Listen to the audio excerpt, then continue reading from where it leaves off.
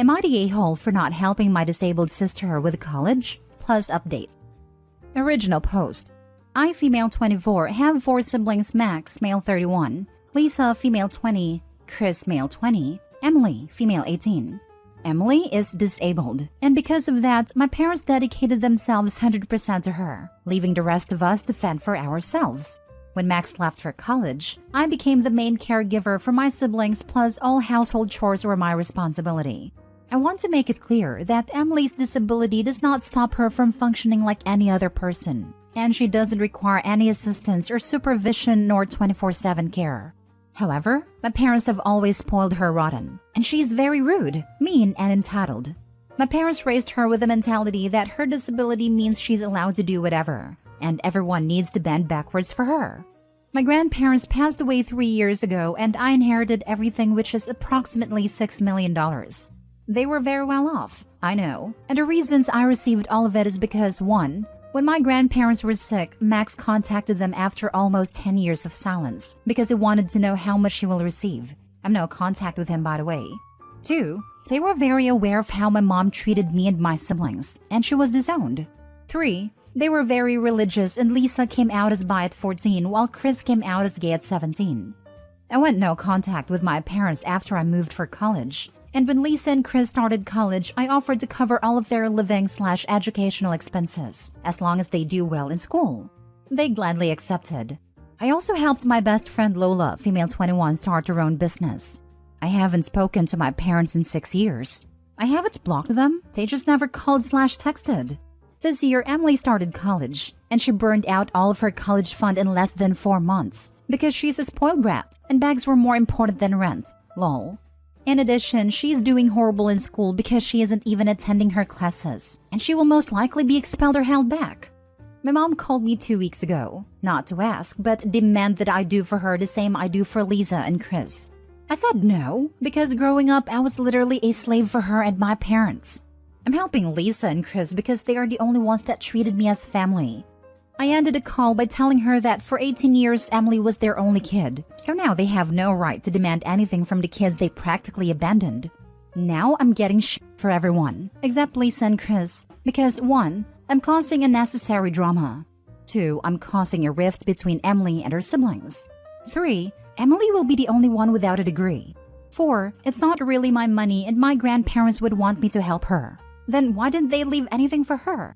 5. Family is family and I should help my little sister. I don't buy into that crap. 6. It's not her fault that my parents were bad parents to me. Which is true, but she doesn't do anything to change her behavior. 7. She's disabled and it's not okay to discriminate. WTF. I feel like I'm doing the right thing, but everyone is telling me I'm not. So am I the a-hole? Edit. I received a lot of messages with questions and a few asked in the comments about my sister's disability. So I'm going to answer some questions. What disability does she have? I don't know. My parents never told me. And when anyone asked, they would get very defensive. Can't Emily get governmental assistance? No, because she doesn't have documentation that attests she's disabled. I remember my parents fighting about taking my sister to different doctors because they all refused to sign that she was disabled. Why doesn't the rest of my family pay for her? Because they are living paycheck to paycheck. Because they would spend thousands in buying Emily whatever she wanted. Why can't my parents continue paying? Because Emily's spending problem got worse since she left home, and the rest of the family is no longer in the position to give them money. Also, my dad got a work accident a few months ago and he was forced to retire, so now their income has significantly reduced. How can someone spend that much? Simple. She renewed her closet, purchased a very expensive car, and just partied until she dropped. For reference, my parents had high-paying jobs, and Emily's college fund was around $587,000 when I left for college. Did me and my siblings have a college fund? Nope. We all worked our butts off to get scholarships so we can go. For your information, writing this, I'm starting to question if my sister is actually disabled, or if it was just what my parents wanted to believe. I mean, if no doctor would declare her disabled, is she really? My family thinks she's disabled because she didn't learn how to walk until she was 5, and she didn't walk until she was 7. Maybe she was just a slow developer? Now for the top comments before reading the update. Not the a-hole.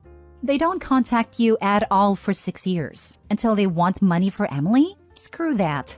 You already paid for 2 of your siblings' educations, which means they didn't have to. So they should have plenty to put towards hers.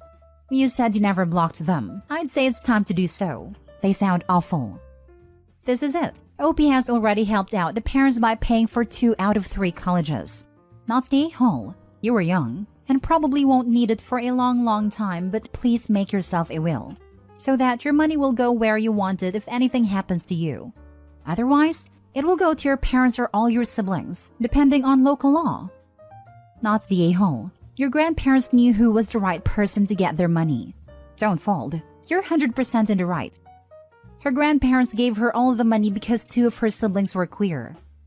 True. The grandparents were a-holes for disowning just because they are queer. OP, however, did the right thing accepting the money and helping her siblings. By doing so, she gave a big FU to the homophobic grandparents. Like, you didn't leave them anything, but they still got to enjoy the inheritance. So she blew up $500K buying crap. She can sell the crap she buy. Funny how they never considered that. Like, that's what I would do if I was broke. Or take a loan. And now for the update. So, funny thing. My favorite uncle called me a few hours after I made a post to tell me to block my family because they have come up with a plan to get me to pay. He didn't know what the plan was. He just heard a portion of the conversation between my mom and my aunt. And just like I said, my mom called later to tell me Emily is pregnant. So I need to help her because if I don't, I'm damaging my niece/nephew. I'm crying with how hard I started laughing. And I just told her to get lost, then blocked them all.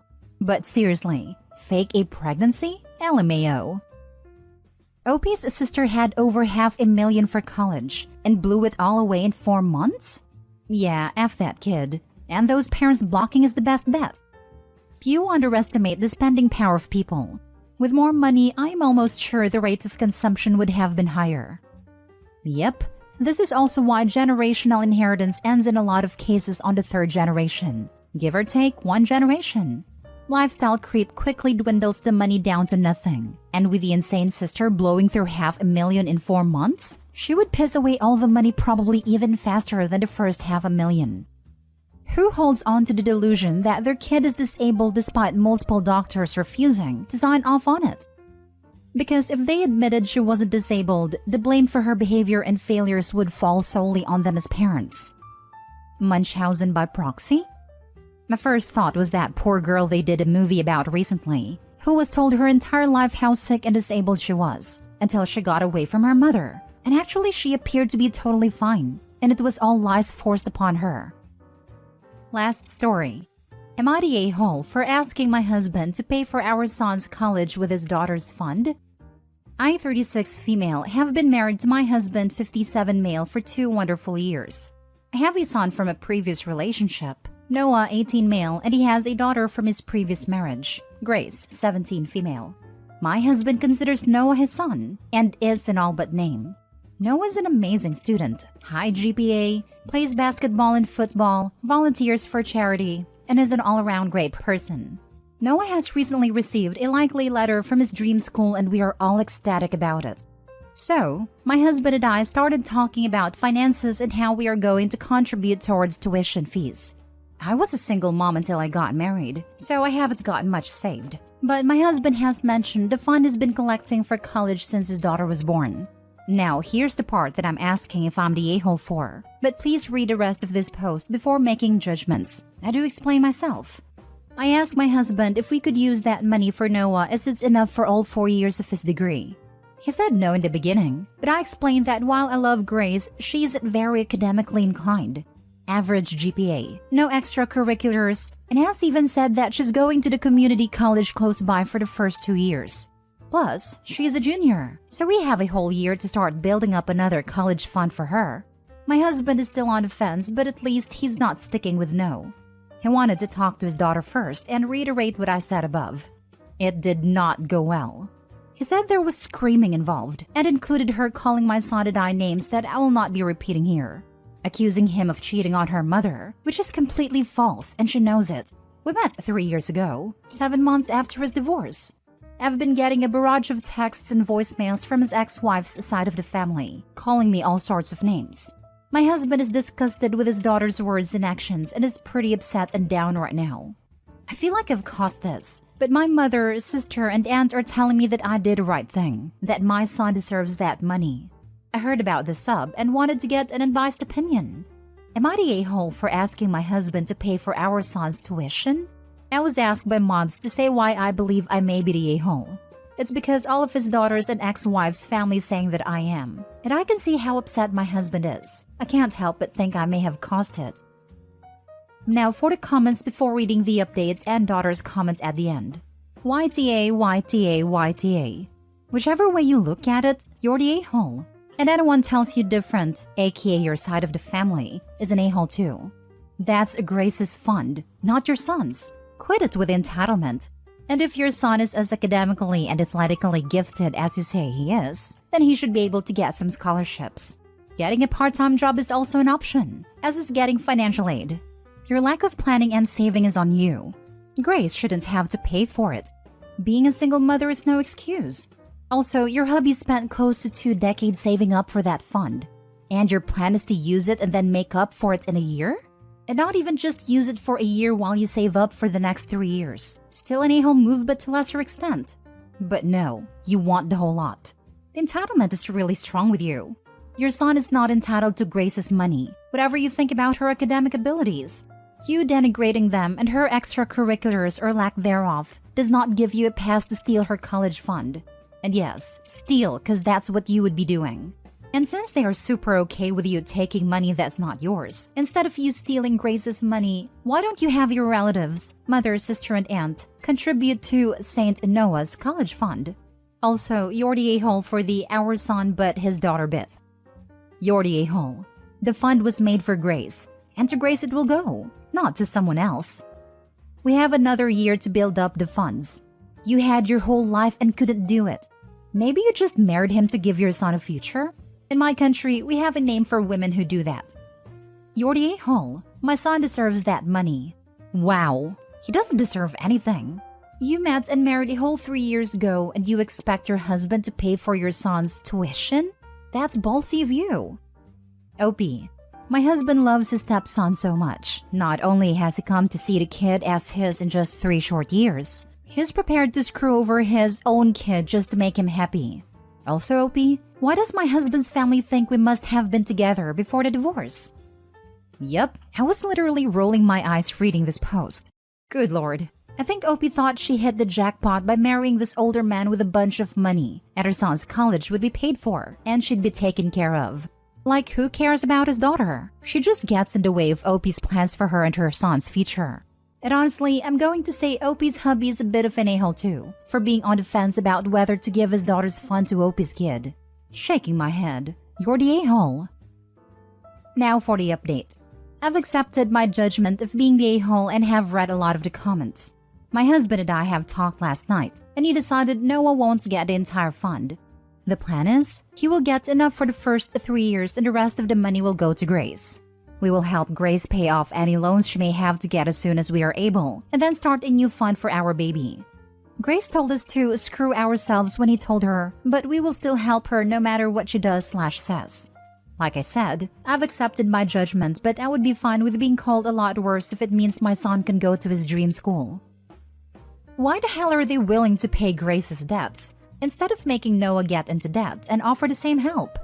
Because you know they aren't actually going to follow through and leave Grace holding the bag. Yep, husband is an absolute idiot. I hope he knows they will never, ever make a payment on a single loan. She even phrases it carefully. They'll help pay them off when they are able. So, when Grace says, hey, I need you to hold up your end of the screw job agreement, I hope he can say, well, I did say when we're able, and we're just not able yet.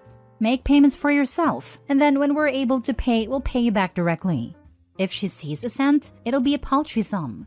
Well, we did say we'd help pay them off, not pay them entirely. Also, that fund for the baby is going to be started before Grace sees a cent. You already got your education. The baby shouldn't have to take out loans. Do you want your sibling to struggle? Why do you hate your little sibling so much? Husband is going to watch that can get kicked down the road until he dies, and wonder why Grace doesn't visit anymore. We are going to help her. Yeah, maybe the husband is, but not the woman that didn't even save for her own son and doesn't see Grace as her kid. A woman 20 years younger than her boss bangs and then marries him, and then asks him to pay for the entire college education while screwing over the bio kid? They are never paying for Grace's college or debt, and I doubt the guy is such a good student if he can't get a scholarship. So Grace has to now get a loan so this woman's son can go to school. Once she's financially stable, she will never see her dad again, and he will wonder why his daughter hates him. If I was her, I'd make sure that the majority of the loans are Parent Plus loans, and then just ghost after graduation. Once she's 18, she should just pack her stuff and leave. The rest of the money won't be used on her. She better start looking for a part-time job to pay those loans. I was never academically inclined, went to community college, and now I'm working on my second master's degree, which will cost me $140,000 and significantly increase my earning potential. I'd be angry if my father had money set aside for college and gave it away to a new person in our lives because they thought I was dumb. I said it on that post and I will say it here again. Just because you do well in high school doesn't mean you will do well in college. Conversely, just because you don't do well in high school doesn't mean you won't do well in college. I mean, if you have a home life in high school and finally get the chance to get away from it, or finally get to study what you want at college, you might do well. And some star students in high school just weren't prepared for the rigors of college, or say, living outside a tiny bubble of their hometown. Now, for the daughter's comments when she found the OG post. You can't be freaking serious, Christina. When Victor asked me if this post was about me, I thought, no, she wouldn't be so crazy as to try and gain sympathy for this. But here you are. And the lies as well. Dad left us for you. That's why we call you a homewrecker, because you are.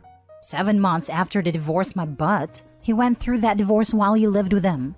My mom told me not to hold that against him. That just because he was a bad husband didn't mean he was a bad father. Guess who's earned that new title? You lied and tried to make yourself look better, and thousands of people still hate you. Congratulations!